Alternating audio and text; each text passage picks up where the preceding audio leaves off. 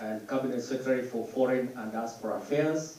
Welcome our chief guest, and he is here with the Principal Secretary, State Department for Foreign Affairs, Dr. Kikono Singwae.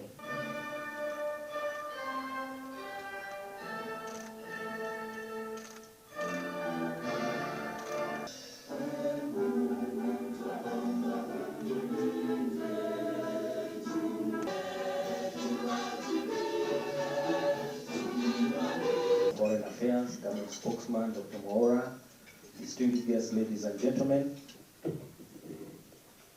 Your Excellency, Government Spokesman, Dr. Maora, we are going to be discussing about Kenya foreign policy.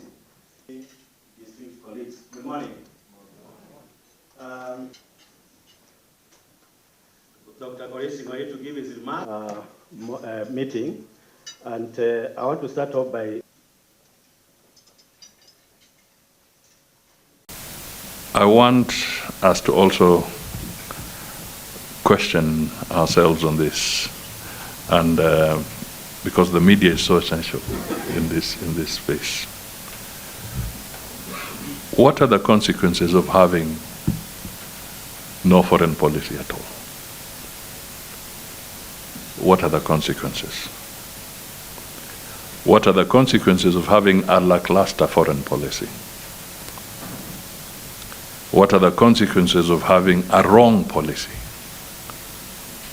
These are issues that we should now internalize.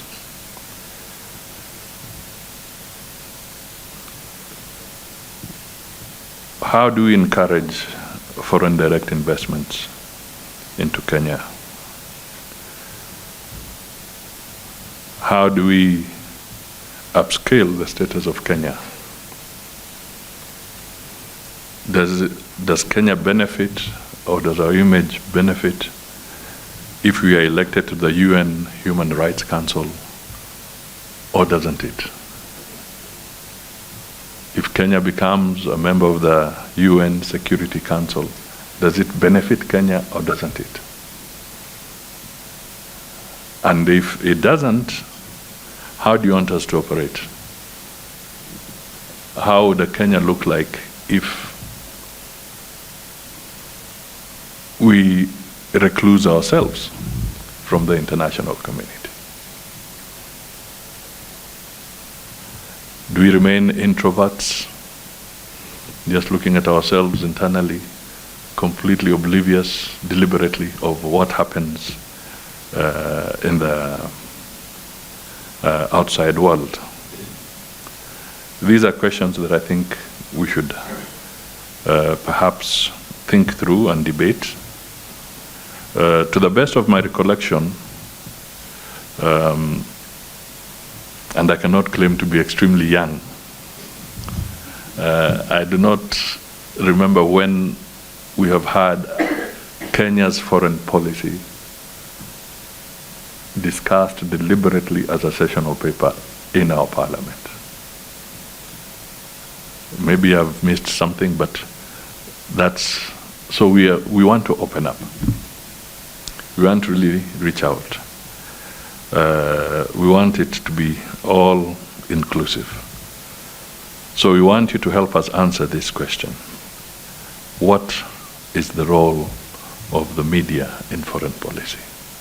And how can we engage better? This can only be answered by the practitioners. I am pleased to welcome you to this breakfast roundtable that brings together media professionals and thought leaders to engage in a vital conversation about Kenya's foreign policy in today's competitive and complex global environment. This event is part of the ongoing consultative process with stakeholders on the review of Kenya's 2014 foreign policy document. Your engagement in this process demonstrates the importance that the government attaches to the media fraternity as a key stakeholder in enhancing public understanding of national policies, projects, and programs. The Ministry of Foreign Affairs Foreign and Diaspora Affairs, kickstarted this process by holding a successful colloquium on 30th July 2024 that generated useful insights towards the review of the Kenya foreign policy document. It is evident that foreign policy is no longer solely the purview of diplomats and political leaders. The Fourth Estate plays a critical role in shaping and influencing foreign policy, serving as a key intermediary between governments and policymakers and the citizens. We intentionally included the media in this review process because never before have we integrated open governance and broadened the outreach of stakeholder engagement in foreign policy development, as is the case now. For long, citizens have perceived foreign policy as a secret and detached agenda that is majorly a preserve of the executive. To broaden ownership of our nation's foreign affairs strategy of the Republic of Kenya, we need to move along with all arms of government and Kenyan citizens. Consequently, in the history of our country, we shall be going beyond the review of the 2014 foreign policy document to include tabling the policy reforms in the form of a sessional paper to Parliament for exhaustive discussions. In this way, our milestones will be twofold. First, as a ministry, we shall be able to present our case to Parliament for adequate funding to effectively run our missions and cater for the welfare of our foreign service. Second, we shall be able to involve Kenyan people in the foreign policy formulation, development, and implementation. Accordingly, I envisage consequential amendments to the Foreign Service Act of 2021. Why we are going through this, and we intend to engage different constituencies, including even the faith-based stakeholders in our community, to have a conversation around this same subject. We want to be as broad and open as we can be, and this was really provoked when in June, when the young people in Kenya were raising concerns. They kept on asking one fundamental question: why does the president travel?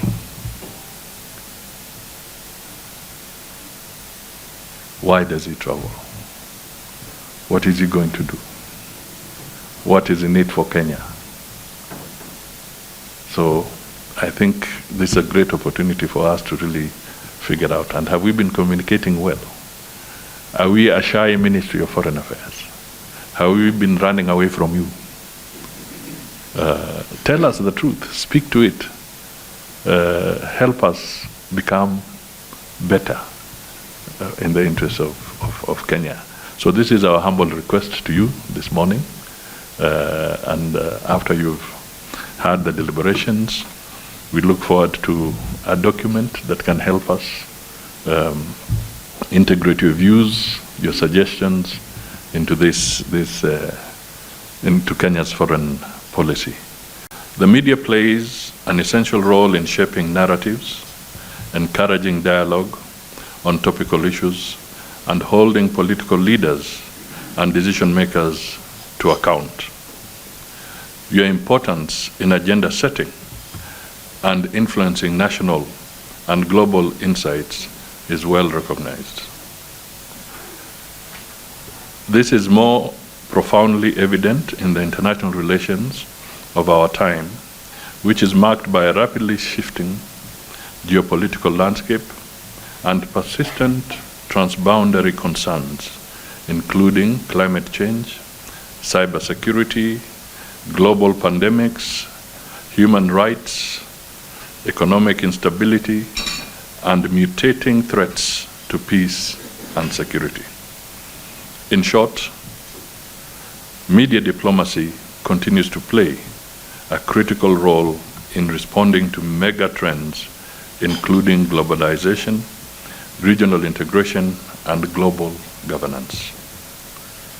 Still looking at the high voltage concentrations of media experts and professionals in this room, several rhetorical questions ran through my mind. For instance, what opportunities and risks arise from the globalization of digital communication and journalism?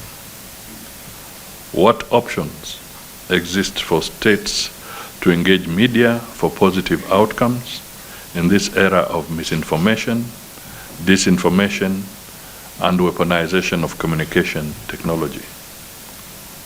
How can we balance between freedom of the press and national security obligations?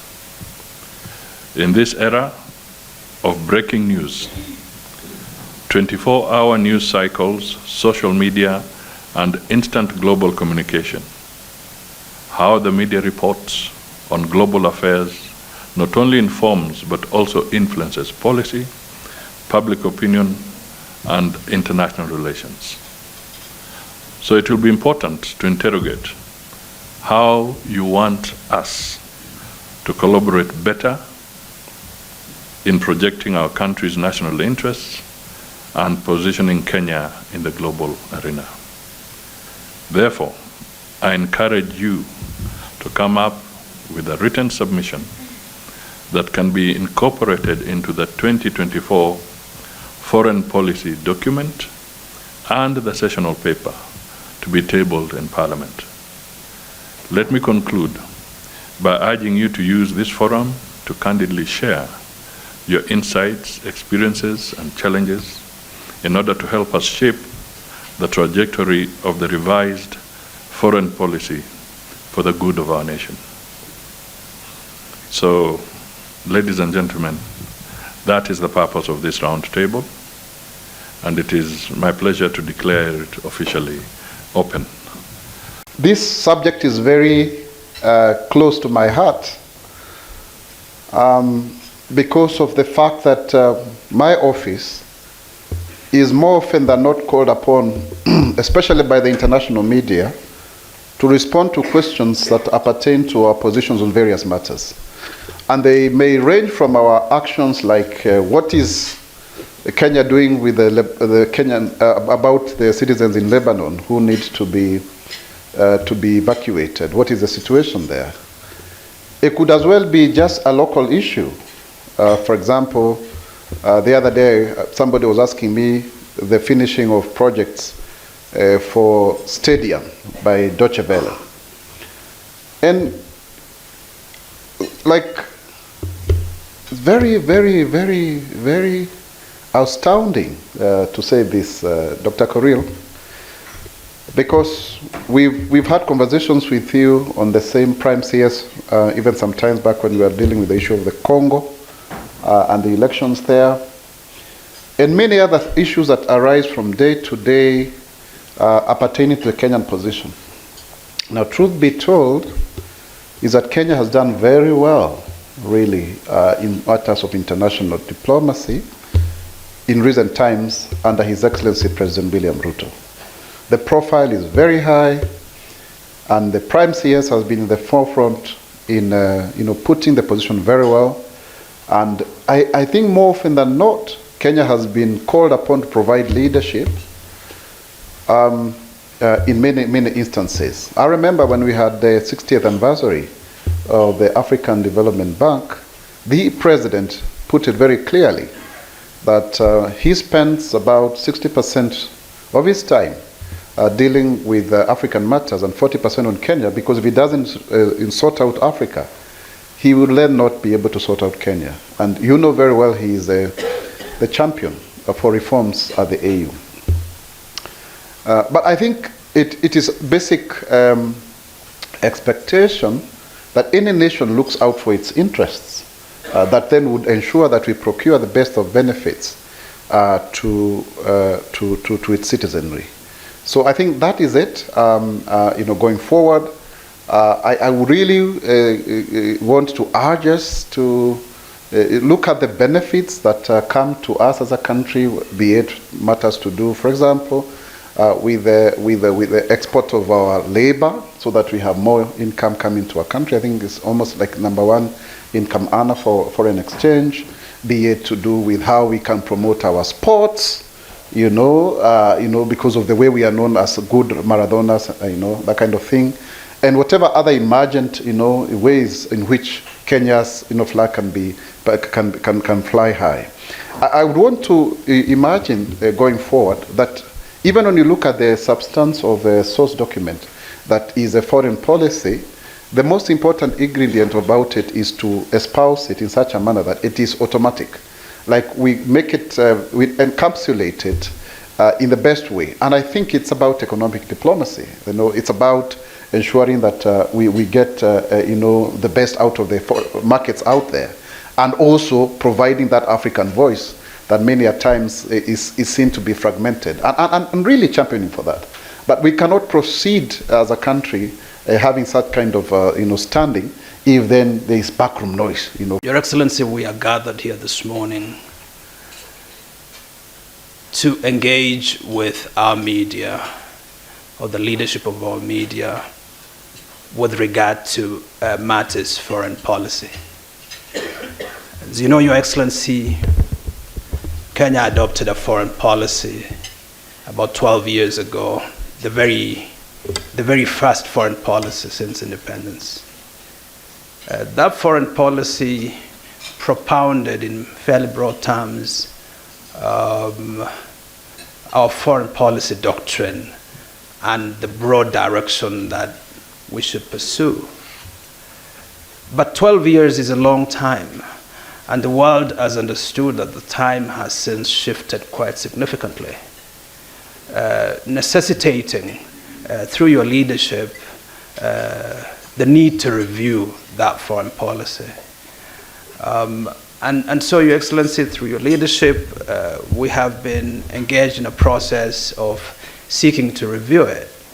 And as part of that process, we have held consultations with major stakeholder groups. And today we are really lucky to hold this consultation with the media. The question then is, why the media? I think it's not,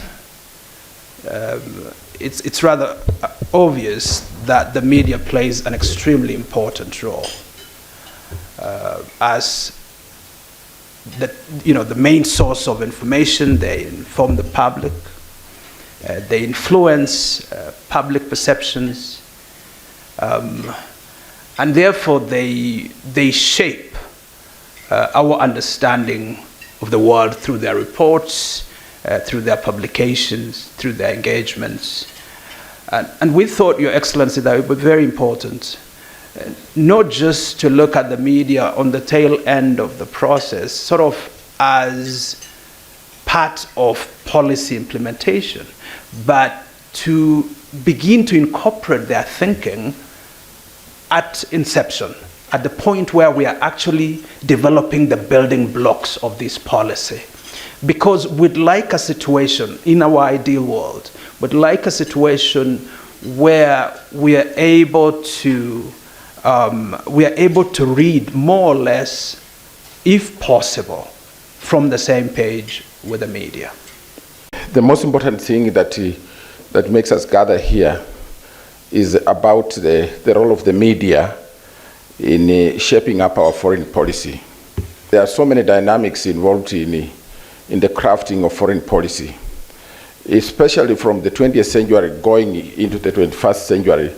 Foreign policy now is being shaped by a lot of non-state actors. And these non-state actors are people who do things. They do not have to pay allegiance to any government. They could be business people. They could also be sports people.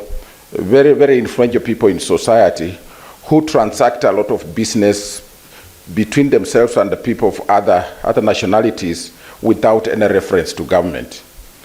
These people are very influential. They have money, they have resources, they also have knowledge and skills.